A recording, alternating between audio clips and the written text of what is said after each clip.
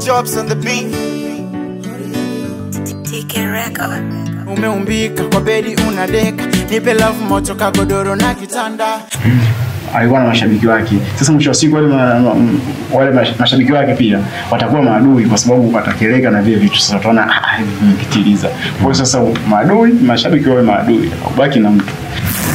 Hivi ni vitu gani ambavyo hutapenda kuja kumuona mumeo akiwa anafanya katika masuala yake ya kimuziki? Utamruhusu vingi lakini hivi uko tayari? Unampa mtihani. Unampa mtihani. Hapana. Kwa wazazi hapo, yani kusupport, yani ile zamani na ni zamani ile mpaka sasa hivi kuna baadhi ya watu wanataja hizo, baadhi ya wazazi, baadhi ya familia fulani zinabeba hilo, kwa mimi kwamba sana au muziki sana muziki ndio kwa mzee sana kwamba ni hicho kitu sitakiamini.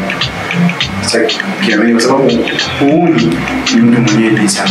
Nataka kuwa muuni atakuwa muuni. Na asipotaka kuwa muuni hawezi kuwa muuni.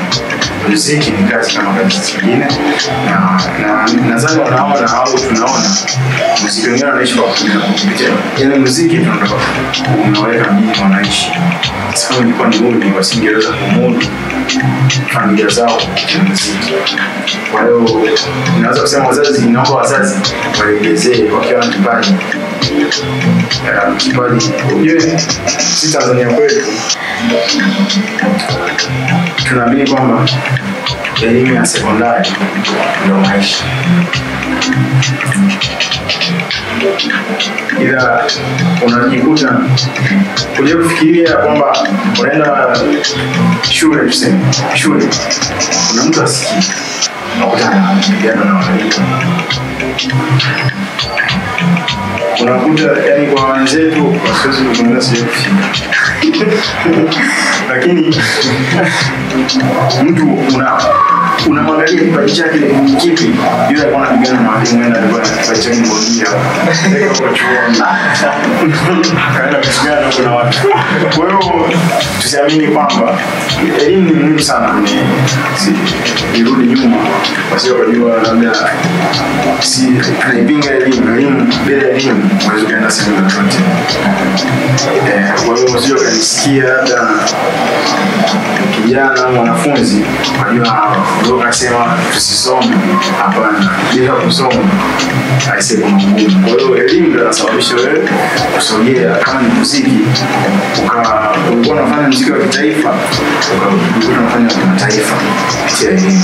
Kwa kusoma, ukishasoma hivi vitu tunachokizungumzia tu, mwache asome, lakini kama anafanya kile kitu mwachia angalau hata 1% kama ni muziki, mwanasi ana kipaji cha muziki, mwacha afanye kwa hiyo 1%, ila 90% kaanza kusoma. Lakini usiache ndio kafa au kubadilisha mtoto wake. Ya familia zina support. Kwangu mimi nazungumzia kwa sababu nimeweza kujifanyia familia yangu na support, kwa sababu watu wadau wa kunisupport mimi wanatokea kwenye familia. Wanaona kama kwa leo nimekuja na wadogo zangu yupo nje ya kamera. Kwa hiyo ni familia imeondoka na familia kijumla kuja kufahamu. Pia ni support mpaka kufika hapa.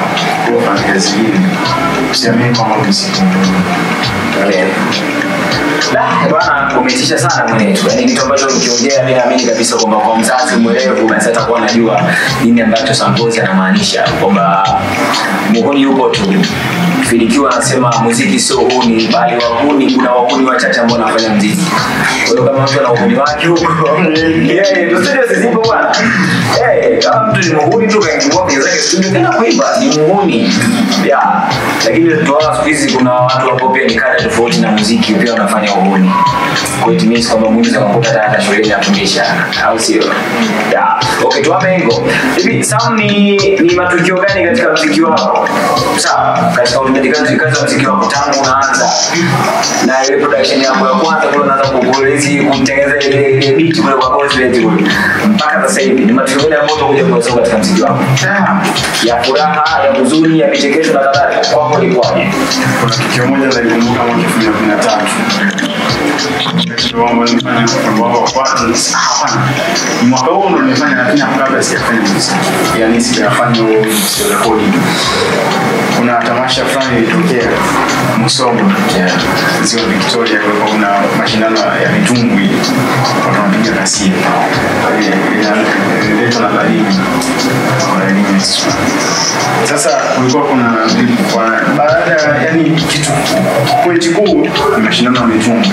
Baada ya mashindano ya mitumbwi kulikuwa kuna ile mtu na kipaji unapanga kuonyesha kipaji chako. Sasa mimi nilipanda nimezoea na ndugu wangu ambaye nipo naye hapa studio naye. Okay. Yeah. Nimezoea, tukaenda kuangalia. Kufika pale sasa ndugu wangu akaniforce. Nenda bana. Si ndugu, nenda fanya. Hapo sio rekodi mbatao. Ndio gani? Nikatumia akili za dogo, nikaandika jina. Wamefanya hapo. Wakapanda wengi. Sasa ule mzunguko kaanza sasa. Wakapanda watu wanaimba. Hadi binadamu nisikie mtu mwanakata. Sijawahi kusikia bwana. Kwenye stage hapo. Chukua mic. Hapana. Wakaita beat. Haipo tena. Akibilia sasa una flow rapping au sio? Nashika mic. Na rap bro, mimi najiona na rap kumbe hawanisikii. Yani unajua zile kelele za kushuka. Yani unatamani hata usishukie bana, unaisikia bana kupiga. Unatamani kabisa mic kunyanyuka juu moja kwa moja au cocktail kuchukua. Shuka. Kazi nyingi za kufanya shuka. Ndio. Sawa, ni story sawa. Kwa sababu nimechukua stage baadhi ya marafiki zangu na watu wengine, yani majirani zangu walisema wana kazi. Kuna kazi nyingi sana za kufanya, lakini mdogo wangu japo mdogo umeisha, lakini ni mtu ambaye alikuwa yupo bega kwa bega na mimi sana. Nilifanya na mimi nilifanya vibaya, sijui ni uzoefu, lakini pia kuchoka mpaka leo niko na mtani mpaka leo 20 kwa ni anasupport kwa mawazo. Ni mdogo lakini mawazo yake yanafanya kazi. Okay. Sawa. Okay.